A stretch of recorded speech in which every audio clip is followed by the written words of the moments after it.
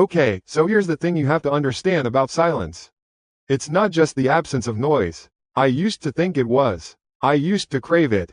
As a writer, or at least someone who was trying to be a writer again, I thought silence was the holy grail. The blank canvas I needed to fill. Turns out, true silence, the kind you only find in the forgotten pockets of the world, is heavy. It has a weight to it, a physical presence that presses in on you from all sides. It's a predator, and I had willingly walked right into its cage. The cage, in this case, was the Sunset Motel. It wasn't even a town, just a smear of tired buildings clinging to a sun-bleached stretch of old Route 66. The name was a cruel joke. The only thing you could see set from here was the sun, and it did so with a brutal, unapologetic finality every day, leaving the landscape in a bruised purple twilight before plunging it into an impenetrable, star-dusted black. My job was manager, janitor, and sole resident. The pay was next to nothing, but it came with a free room and, most importantly, an endless supply of the one thing I thought I needed: absolute, suffocating quiet. My life back in the city had been a symphony of failure. A half-finished novel that taunted me from my laptop screen, a relationship that had sputtered and died, and the constant hum of other people's successes. I needed to get away, to reset. I saw an ad online, a blurry photo of a low-slung building against a desert backdrop. Manager needed, quiet lifestyle. It sounded less like a job and more like a prescription. I packed a bag, stored my junk, and drove until the skyscrapers were just a bad memory in my rearview mirror. For the first week, it was bliss. The sheer emptiness was a balm. I'd wake up, make coffee in the small kitchenette behind the front desk, and stare out at the parking lot. The asphalt was cracked and buckled, with weeds pushing up through the fissures like stubborn green thoughts. Beyond it, the desert stretched out, indifferent and ancient. The highway was a distant hum, a reminder that another world existed, but it rarely bothered to stop. Maybe one car an hour, a silver shimmer in the heat haze, gone in a flash. My duties were a joke. There were 12 rooms at the Sunset. I think the last time all 12 were occupied was during the Carter administration. My predecessor, an old man whose name I never learned, had left the place clean, if not exactly sparkling. So my days fell into a rhythm of absolute pointlessness. I'd sweep the already clean breezeway. I'd wipe down the Formica countertop in the office. I'd go into one of the empty rooms, say, room 4, and just stand there. The air inside was always still and cool, smelling faintly of stale cigarette smoke and industrial-grade cleaner. The bed would be tightly made, the thin brown bedspread tucked in with military precision. The Gideon's Bible on the nightstand. I'd run a cloth over the surfaces, leaving no trace of my presence, and then lock the door behind me. Job done. You see, the silence I'd craved was a double-edged sword. It was perfect for thinking, but my thoughts were the very things I was trying to escape. The cursor of my novel blinked on the screen, a tiny, rhythmic accusation. The silence didn't offer inspiration, it just amplified the emptiness inside me. It was a vacuum, and it was starting to pull me apart. That's when the smaller sounds began to take on a life of their own. It's never truly silent, you know. There's the low, electric buzz of the ancient Coke machine by the office door. The ticking of the big, sun-faded plastic clock on the wall, each second landing with the weight of an hour. And the wind. God, the wind. It never stopped. It wasn't a gentle breeze, it was a thin, high-pitched moan that snaked around the corners of the buildings and whispered through the keyholes of the empty rooms. Sometimes, when a gust hit the building just right, it sounded like a long, drawn-out sigh. I started telling myself it was just the pressure changing, the old building settling. But in the dead of night, lying in my bed in room 1, it was hard not to imagine that sigh coming from one of the other 11 rooms. As if someone was in there, bored and waiting. I needed a distraction, anything. One sweltering afternoon, about 3 weeks in, I decided the front office needed a deep clean, a real archaeological dig. It was a time capsule from the 1980s. A rotary phone sat on the desk, disconnected but still defiant. A calendar from 1986, featuring a Corvette, was tacked to the corkboard, the pages curled and yellow. The whole place smelled of old paper and dust. I started with the main desk, pulling out drawers filled with dried-up pens, rusted paperclips, and fossilized rubber bands. It was mindless work, exactly what I needed. Behind the desk, there was a large, metal filing cabinet. 2 drawers. The top one was empty save for a desiccated scorpion. The bottom one was locked. Or, more accurately, rusted shut. I jiggled the handle, but it wouldn't budge. A flicker of something, curiosity, purpose, stirred in me. I went to the small tool shed out back and came back with a crowbar. It took some effort, the screech of metal on metal a shocking violation of the afternoon's quiet. With a final, groaning pop, the drawer slid open. The smell hit me first. The rich, musty odor of old leather and decaying paper. It was packed full, not with files or tax records, but with books. A thick stack of them, maybe a dozen, all identical in shape and size. They were guest ledgers, the old kind, hardcover, bound in cheap, dark red pleather, the corners worn down to the cardboard underneath.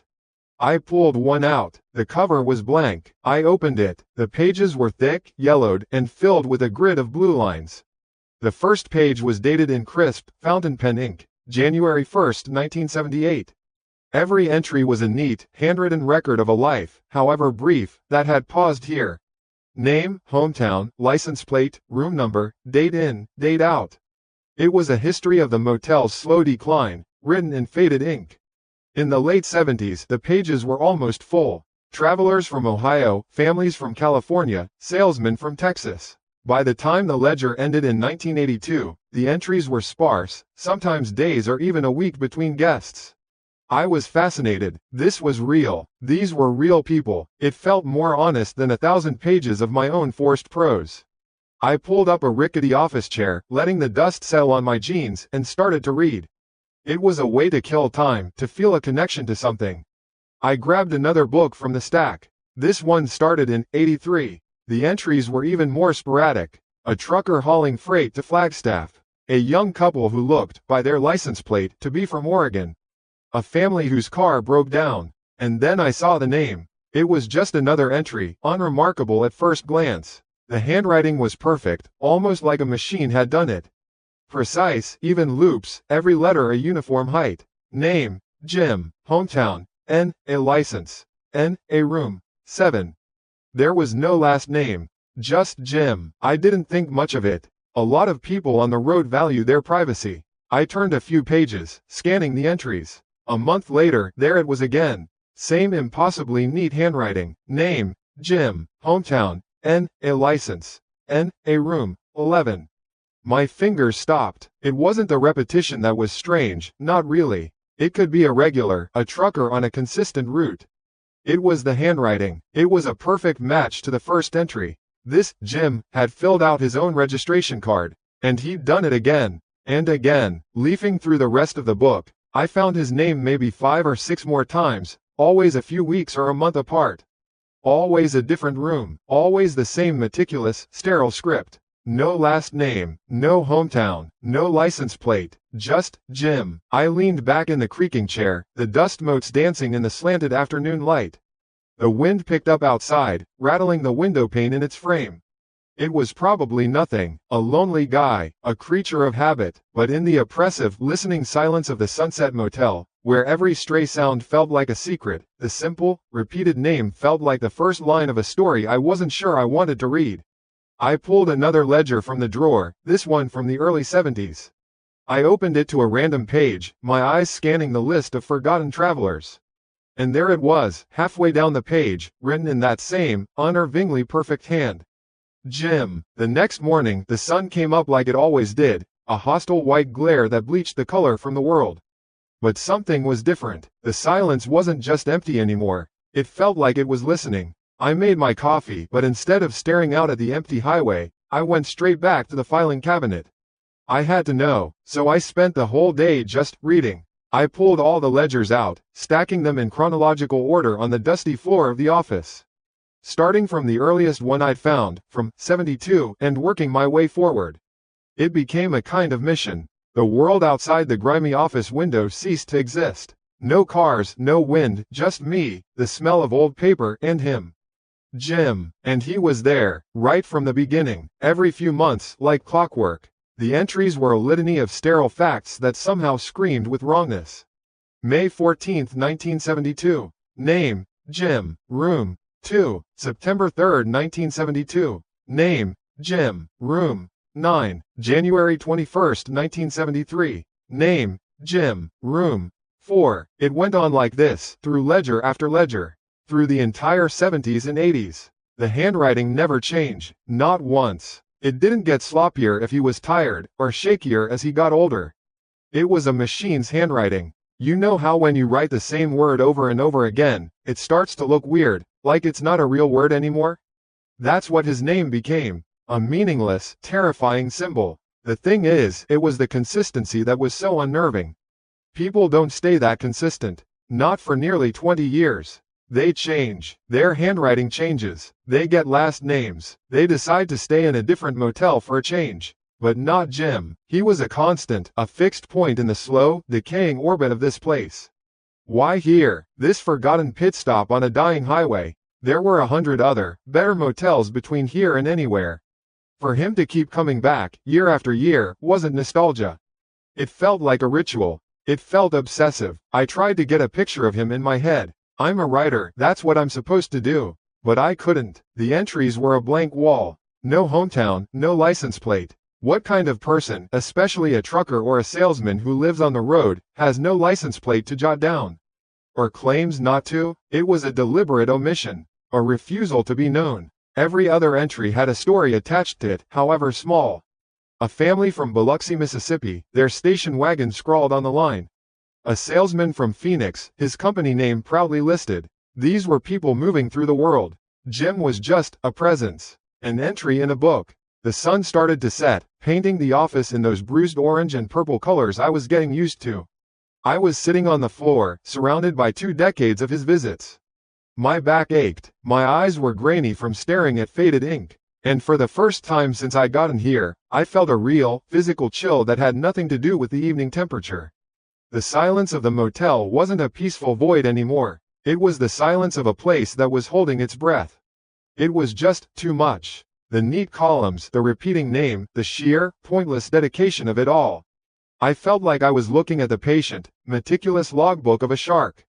I needed to do something else. Something normal. My mind felt like a tangled ball of string, and I had to physically move to try and straighten it out. Cleaning. That's what people do, right? They clean to feel in control. I stood up, my knees cracking in protest. The office was a mess from my impromptu archaeological dig. Dust bunnies the size of small rats huddled in the corners. The ledgers were all over the floor. I started by putting them all back, carefully, into the rusty filing cabinet drawer. Sliding it shut felt like closing a tomb. The screech of the metal was loud in the quiet room. Then I found the old mop and bucket in the utility closet. The water from the tap ran brown for a few seconds before clearing. I poured in some pine-scented cleaner, the chemical smell a welcome assault on the musty air. I started mopping, the wet slosh of the mop head on the linoleum a comforting, rhythmic sound. Back and forth, erasing the dust, making things clean, a simple, understandable task. I was working my way from the back of the office toward the door. My mind was blessedly, wonderfully blank. I was just focused on the repetitive motion, on the clean, wet sheen I was leaving on the floor. I was working my way around the manager's desk, the one with the dead rotary phone on it. I pushed the mop head underneath it, into the dark space where the old manager must have sat for 1,000 lonely nights. And that's when it happened. The mop head snagged on something. Not a big snag, just a little catch. I tugged. It was stuck. I figured it was a nail or a splintered piece of wood. I got down on my hands and knees, the dampness of the floor seeping into my jeans. The smell of pine cleaner was sharp and close. I peered under the desk. It was a floorboard, a single plank of the cheap, dark wood flooring. It was just slightly raised, maybe by 1/4 of an inch, along one edge. Just enough for the yarn of the mop head to catch underneath it. I almost just yanked the mop free and kept going. I mean, it was an old building.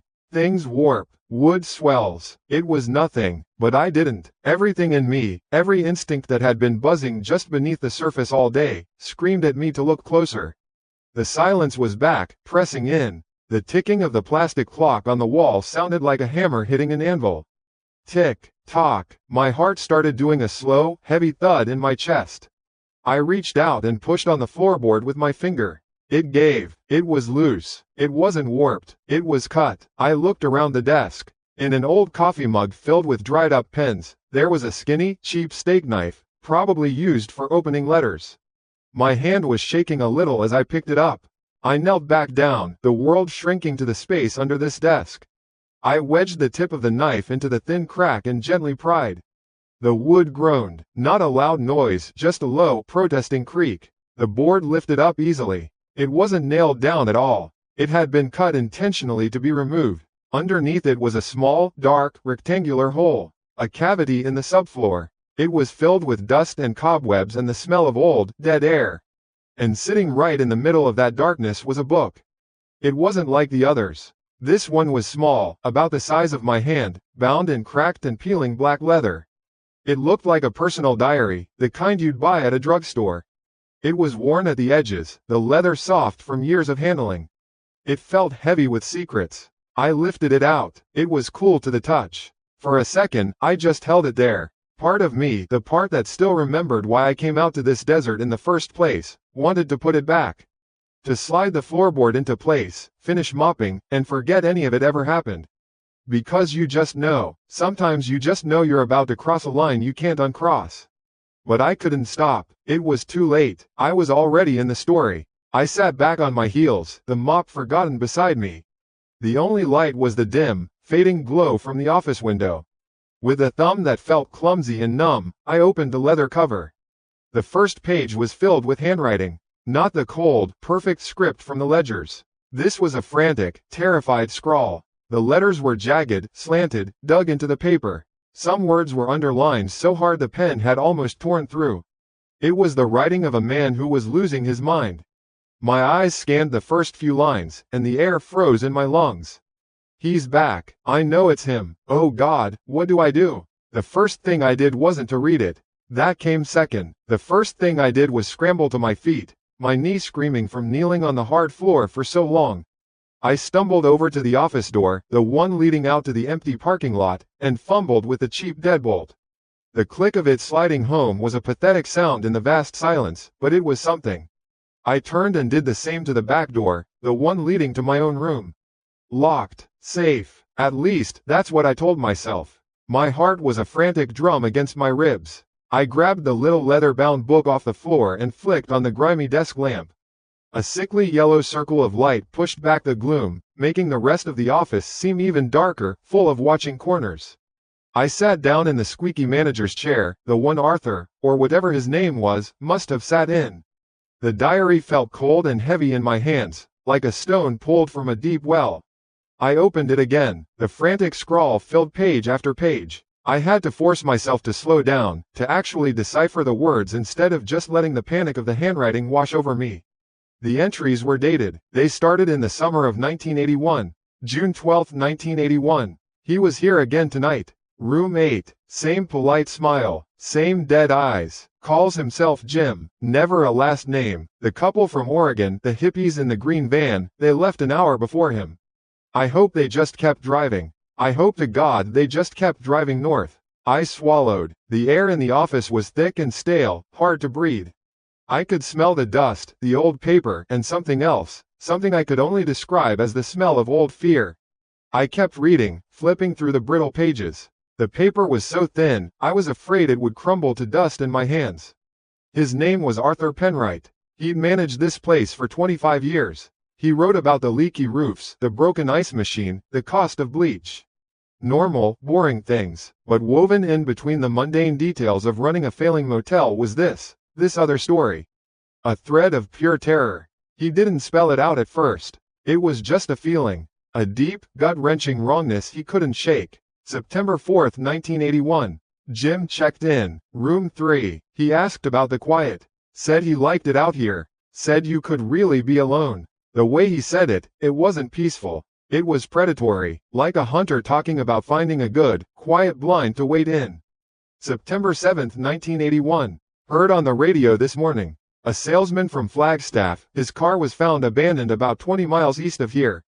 No sign of him. He was here the same night as Jim. I checked the ledger. Name was Carl Jenkins. I remember him. A big, loud guy, told me a bad joke. He stayed in room 5. 2 doors down. My blood went cold. This was it. This was the connection I'd been missing. The thing that turned a weird coincidence into a nightmare.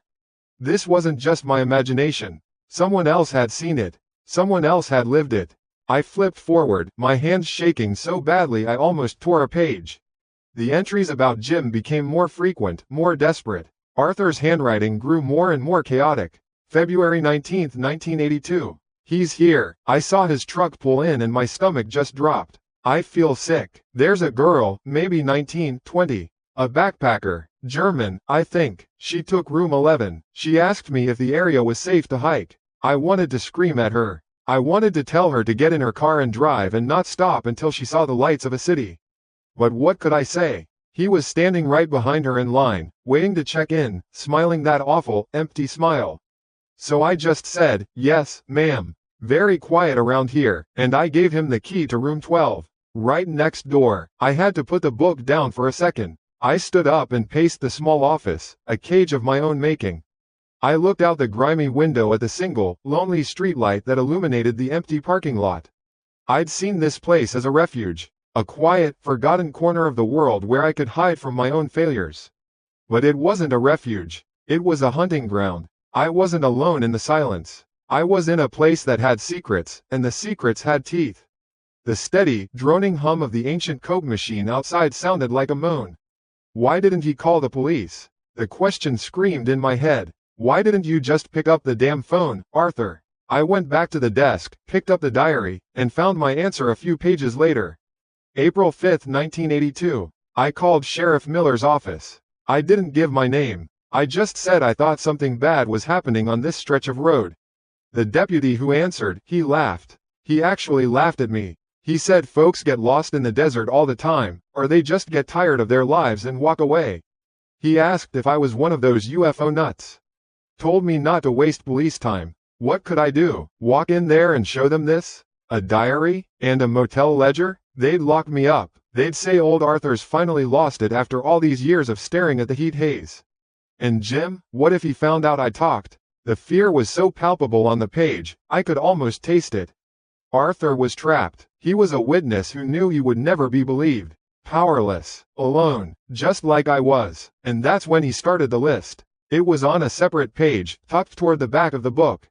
The heading was stark. They were here the same time as him. Underneath were dates, room numbers, and license plates. It was a graveyard of letters and numbers. June 15, 1982. Jim, 4, also here, blue Ford Pinto, Colorado plate 5B2190. Young couple, heading to CA. Follow-up note in different ink. News report, June 18. Couple reported missing. Last seen near Ash Fork. October 29, 1982. Jim, 10, also here, a trucker, Peterbilt rig, Texas plate FZ9833. Name was Earl, shared a coffee with me. Follow-up, nothing, never heard anything, maybe he was okay, maybe this one got away. March 12, 1983. Jim, 2, also here, a family. Station wagon, Idaho plates. 2E451G. Parents, 2 little girls. I gave the girls lollipops. Christ, I gave them lollipops. Follow-up, radio news, March 16. Family car found at a scenic overlook. Empty. Investigation ongoing. Page after page. Not every time. Some visits were just visits. But at least 10 or 12 times over the next few years, Jim's stay at the Sunset Motel coincided with another name that would soon end up in a missing persons file. Arthur had documented it all. He was trying to build a case he knew he could never bring to anyone. This diary wasn't for the police. It was for his own sanity. It was proof that he wasn't crazy. I felt like I was going to be sick. These weren't just names in an old book anymore. They were people, a couple heading for a new life, a trucker drinking coffee, a family on vacation. They'd pulled into this exact parking lot, maybe parked in the very spot my car was in right now. They'd walked into this very office, tired from the road, looking for a safe place to sleep. And they'd found him, waiting. The last entry in the diary was from 1989. The handwriting was barely legible, a spiderweb of panicked ink. It looked like it had been written in a tremendous hurry. He knows. Oh God, he knows I know. I was cleaning room 6 after you left today and I found a piece of paper on the nightstand. It wasn't trash. It was just sitting there. It had my name on it. Just my name, Arthur, written in that same, neat, perfect handwriting from the ledger. He knows I'm watching him. This is it. He's not just passing through anymore. He's coming for me. I have to get out. I have to run. I'm leaving tonight. I'm not even taking my last paycheck. Whoever finds this, please, for the love of God, burn this place to the ground. And that was it. The rest of the book was empty. I closed it. The sound was soft, final. So that's what happened. Arthur ran. He just packed up and vanished, and everyone probably just thought the old man finally had enough and retired.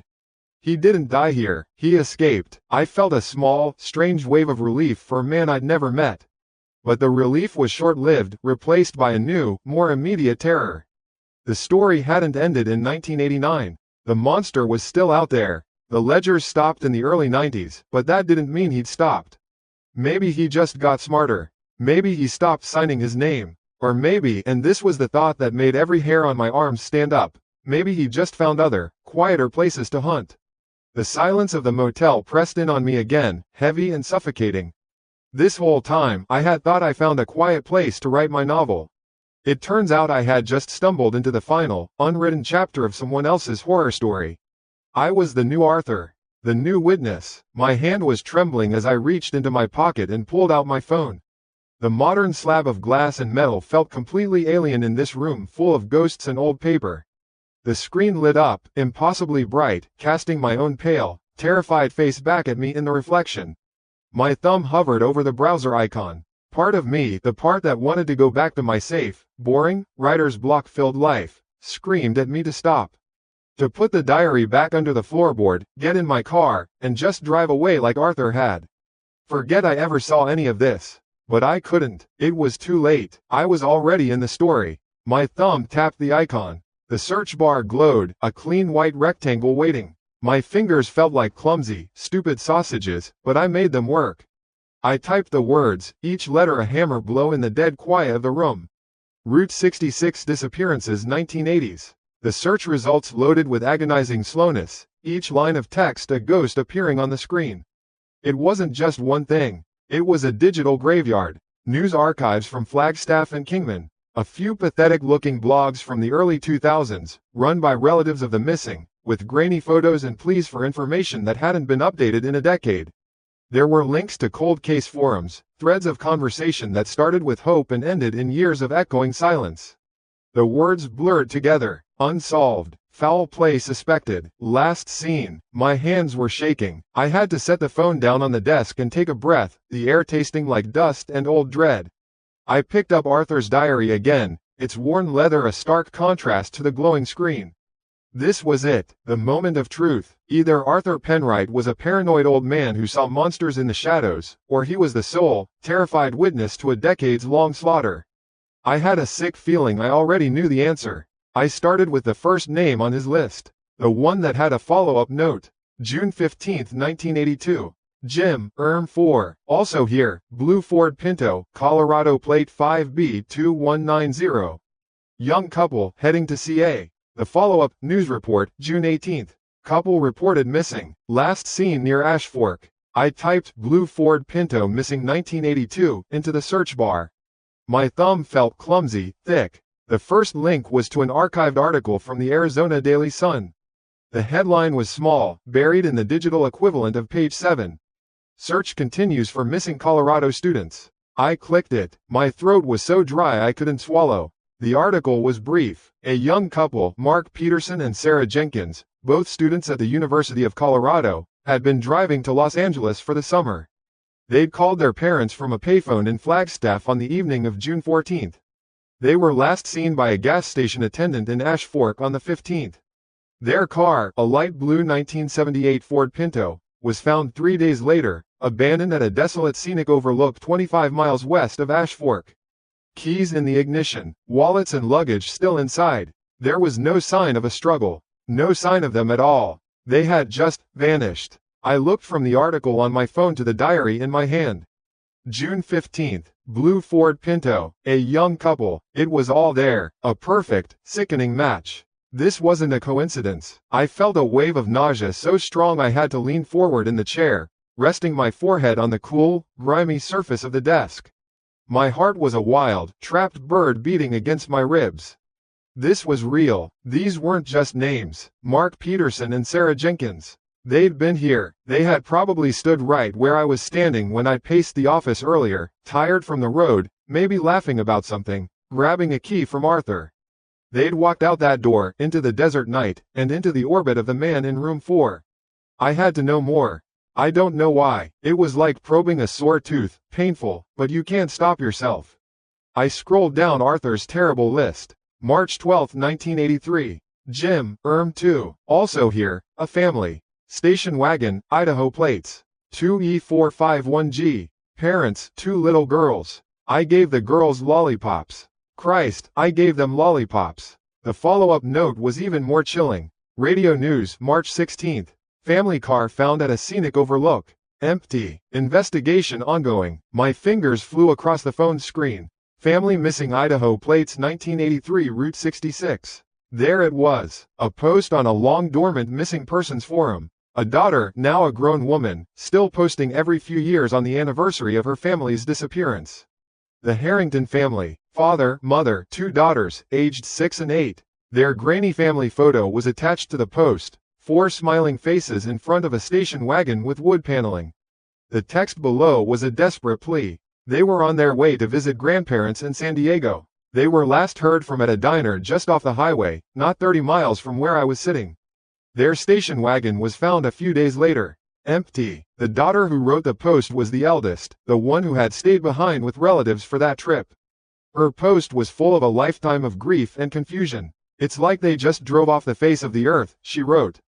I closed my eyes. I gave the girls lollipops. Arthur's words echoed in my head. He had seen them, spoken to them, a small, mundane act of kindness before they were swallowed by the vast, predatory darkness that used this motel as its feeding ground. One after another, I checked the names and plates against the digital abyss. A trucker from Texas named Earl, his rig found wiped clean at a truck stop. A lone businessman whose rental car turned up in the long-term parking at the Phoenix airport, a clear attempt to make it look like he'd skipped town. Not every name on Arthur's list had a corresponding news story. Some, like he'd hoped, must have just gotten away, but enough of them did. Far too many. The pattern was undeniable, a cold, hard mathematical certainty of death. Those guest ledgers I had been so fascinated by, they weren't history, they weren't relics, they were a hunting log, a meticulous, patient record of the kill. Each entry by Jim was a predator marking his territory, and each corresponding name was the prey that had wandered into his sights. The mundane details, the date, the room number, were transformed into something monstrous. They were the last known record of people who were about to cease to exist. My breath was coming in short, sharp gasps. This whole place, the peeling paint, the humming Coke machine, the buzzing neon sign, it wasn't just old and forgotten. It was a tombstone. I was working in a goddamn mausoleum. I flipped to the very last page of Arthur's diary, to the final, terrified entry from 1989. The handwriting was a chaotic scrawl, barely legible. I had read it before, but now, knowing what I knew, the words carried a new and terrible weight. He knows. Oh God, he knows I know. I was cleaning room 6 after he left today and I found a piece of paper on the nightstand. It wasn't trash, it was just sitting there. It had my name on it. Just my name, Arthur, written in that same, neat, perfect handwriting from the ledger. He knows I'm watching him. This is it. He's not just passing through anymore. He's coming for me. I have to get out. I have to run. I'm leaving tonight. I'm not even taking my last paycheck. Whoever finds this, please, for the love of God, burn this place to the ground. He knows I'm watching him. The thought hit me like a physical blow. The silence in the office, which had once felt peaceful, was now suffocating. It felt heavy, like it was listening. Every mundane sound was amplified into a threat. The buzz of the desk lamp, the faint, distant hum of the ice machine, my own frantic heartbeat, so loud I was sure something outside the door could hear it. For hours I had been a detective, piecing together a story from the past. But I wasn't a detective, and this wasn't just a story. I was sitting in the same chair Arthur had sat in. I was breathing the same stale air. I was alone, in the middle of nowhere, in the dead of night, holding the proof that a monster had made this place his home. I looked at the locked door to the reception area, the cheap deadbolt suddenly seeming as flimsy as a piece of tape. I wasn't reading a history book. I was sitting in the last chapter. I was the new witness. And that's when I heard it. It started as a low rumble, so faint I thought it was just the wind or my own blood pounding in my ears. But it grew steadily louder, a deep, guttural growl that vibrated through the floorboards. It wasn't a car on the highway, zipping past at 70 miles an hour. This was slow, deliberate, the sound of a heavy engine turning off the main road. My head snapped up. I stared at the grimy window that looked out onto the parking lot. The sound of tires crunching on gravel. The sound of a vehicle pulling into the lot. My lot. Then, the engine noise changed, settling into a heavy, rattling idle, right outside. Two beams of sickly yellow light cut through the blackness of the night. They swept across the empty asphalt, across the faded lines of the parking spaces, across the peeling paint of the adjacent room doors. They swung directly toward the office window, flooding the small, dusty room with a sudden, blinding glare. I was pinned in the light, a deer caught on a dark road, every detail of my terrified face illuminated for whoever was out there to see. The dust motes in the air danced like frantic insects in the beam. The truck just sat there, idling, its presence a monstrous, breathing thing in the absolute silence of the desert night. The engine cut out, and in that sudden, deafening silence, all I could hear was the frantic, stupid thumping of my own heart. The world outside the window was nothing but the twin yellow eyes of the truck and the vast, swallowing black of the desert. The light held me in place, an insect pinned to a board. My hand, still resting on Arthur's diary, was slick with a cold sweat. Everything I had just read, all the ghost stories and cold cases, had just pulled into my parking lot. The truck door creaked open with a sound like a tired groan. A long, dark shape separated itself from the driver's side. For a moment, it was just a silhouette against the glare of its own headlights. Tall, broad in the shoulders, it stood there for a second, unmoving, as if getting its bearings. Then, with a heavy, deliberate slowness, it slammed the door shut. The sound echoed in the stillness, a flat, final thump. My breath hitched in my throat. I couldn't move. I was a statue in a dusty museum, and the only exhibit was my own terror. The figure started walking toward the office. The crunch of its boots on the gravel was the only sound in the universe. Each step was a beat in a drum procession leading to something terrible. Crunch, crunch, crunch, steady, unhurried. He wasn't rushing. He had all the time in the world. As he cleared the beam of the headlights, I got my first real look at him. He was just a man. An older guy, maybe in his late 60s, with graying hair visible under a worn-out baseball cap. He was big, but not in a muscular way, more of a solid, working man's build, the kind of guy who'd spent a lifetime behind a wheel. He wore a faded flannel jacket and jeans. He looked tired. He looked like any other long-haul trucker pulling in for the night, a face you'd see 1,000 times at a highway diner and forget instantly. And that, somehow, was the most terrifying thing of all. This wasn't a monster from a movie. This was just a man. He reached the front door of the reception area. The little bell above it gave a cheerful, idiotic jingle as he pushed it open and stepped inside. I was still in the back office, but the door between us was open. I could see him perfectly through the cutout window in the wall that separated the office from the lobby. I forced myself to take a breath, trying to get my heart under control. It's just a customer, I told myself. A late-night customer. That's all. The old stories, the diary, it's just a coincidence. A stupid, horrible coincidence. My mind was screaming this lie at me, hoping I'd believe it. He walked up to the counter, his large hands resting on the grimy formica. He smiled at me. It was a perfectly normal, friendly smile, crinkling the corners of his eyes. "Evening, son," he said. His voice was a low, gravelly rumble, like his truck's engine. "Figured you might still be open. Not much else out here." I swallowed, my throat feeling like it was full of sand. "Yeah, we're open." The words came out as a pathetic croak. He nodded, his eyes scanning the lobby, the dusty key rack, the buzzing Coke machine. There was a look on his face I couldn't quite place. Not nostalgia, exactly, more like ownership, like he was checking on an old, familiar property. Good to see the place is still standing," he said, still smiling. "I'm an old regular, used to stop here all the time, back in the day. On my way through, saw the light on. Thought I'd stop in for old time's sake. Get a room." My blood ran cold. The phrase from the blueprint hit me like a physical blow. Wants to hire a room to reminisce. It was happening. It was all real. My hand, hidden from his view below the counter, trembled so badly that I had to clench it into a fist to make it stop. Arthur's diary felt like a block of ice against my knuckles. "So," I managed to say, just one night?" "That's the plan," he said, his smile unwavering. He looked me right in the eye. Name's Jim. The sound of my own blood roaring in my ears was so loud I thought I was going to pass out. I didn't say anything. I couldn't. My brain just stopped working. Jim. The name from the ledger. The name from Arthur's diary. It wasn't a ghost from 40 years ago. It was a man standing 5 feet in front of me, smelling faintly of diesel and cold night air. He seemed to notice my silence. He chuckled, a low, breathy sound. You look like you've seen a ghost, son. I forced a laugh that sounded more like a cough. No, sorry, just, long night, not much sleep. I know the feeling, he said sympathetically. And then he leaned in slightly, his voice dropping a little, becoming more confidential.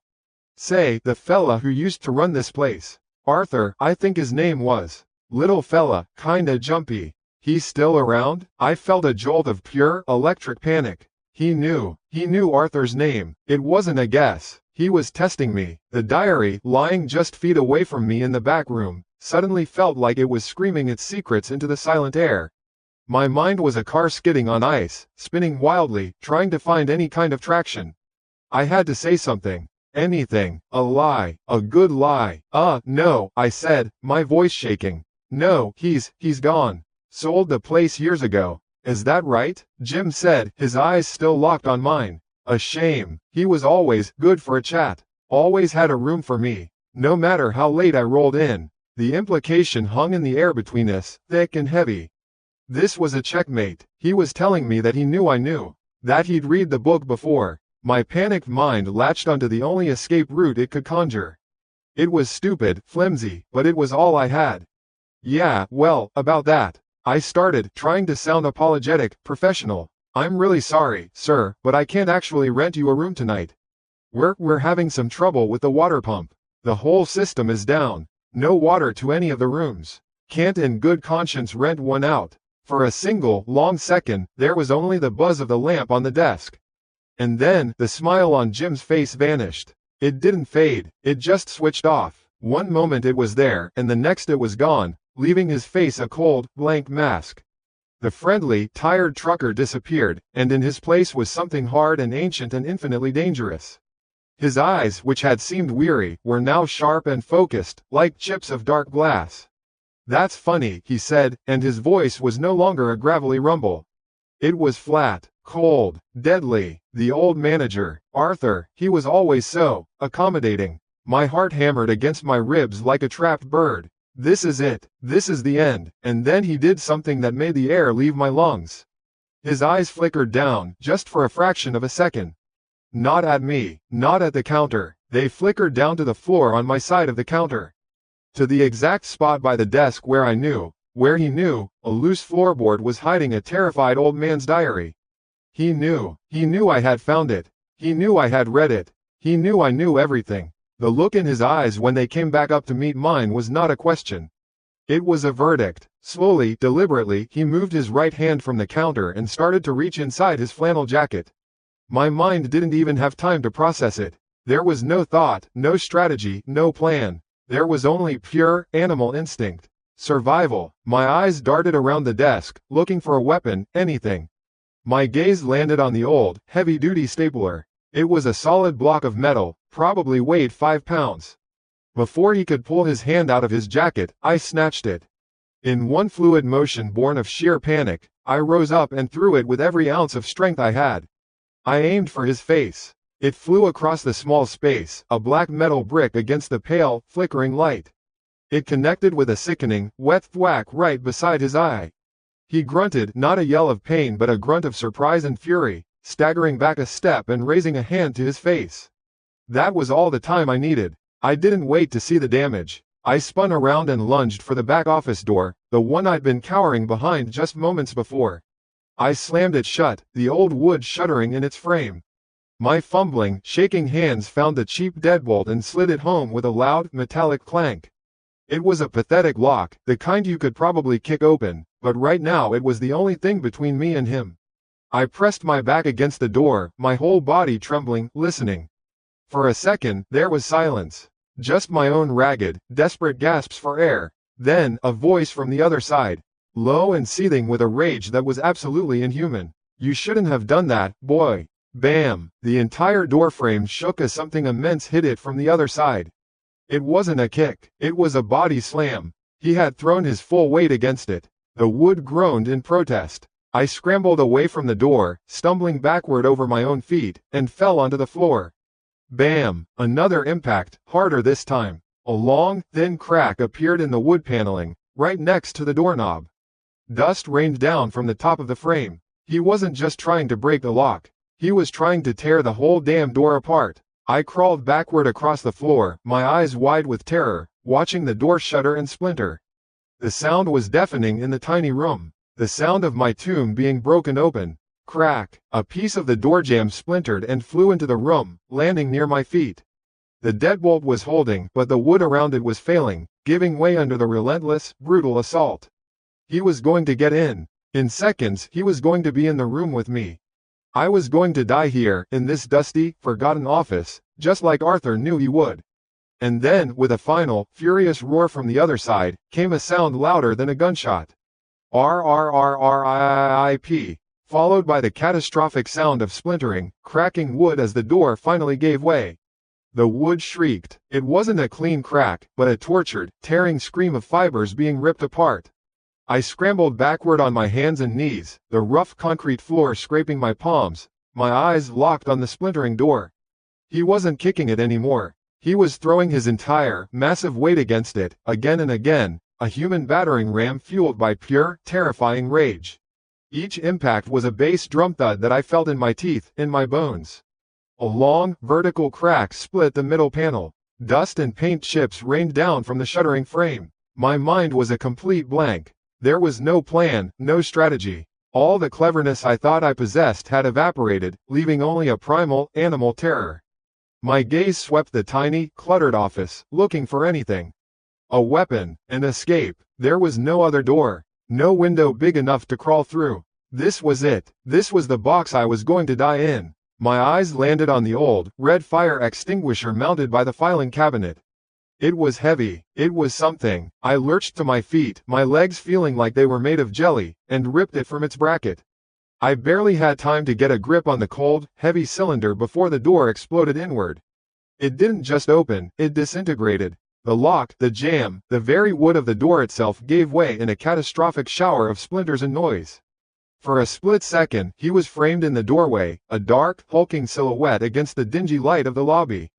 Blood was trickling down the side of his face where the stapler had hit him, but he didn't seem to notice or care. His eyes were fixed on me, burning with a cold, predatory fire that wasn't human. He took a step inside, and then, light, a brilliant, sweeping slash of white that cut through the lobby, poured through the shattered doorway, and painted a moving rectangle of intense brightness across the back wall of the office. It was followed a second later by the unmistakable sound of tires crunching slowly on the gravel lot. A different sound than the truck. Slower, more deliberate. Jim froze, his head snapping toward the front of the motel. The light swept across his face, illuminating his expression. The rage was still there, but now it was mixed with something else. Annoyance. Frustration, like a wolf being scared away from a kill by a passing car. Through the front windows of the lobby, I could see them. The clean, beautiful, impossible blue and red lights of a patrol car, silently rotating. He let out a low, guttural curse under his breath, a sound full of gravel and hate. He shot one last look at me, a look that was a promise, a contract sealed in blood, then he turned and bolted. He moved with a speed that was shocking for a man his size. I heard his heavy boots pounding across the lobby floor, the jingle of the bell as the front door was flung open, then the crunching of his feet on the gravel, running this time. A truck door slammed shut with a heavy clang. The big diesel engine roared to life, a sound that shook the whole flimsy building, and with a squeal of tires spitting rocks, he was gone. The red taillights vanished into the oppressive black of the desert highway. Then there was silence, a new kind of silence. It was no longer the silence of isolation, but the silence of the aftermath.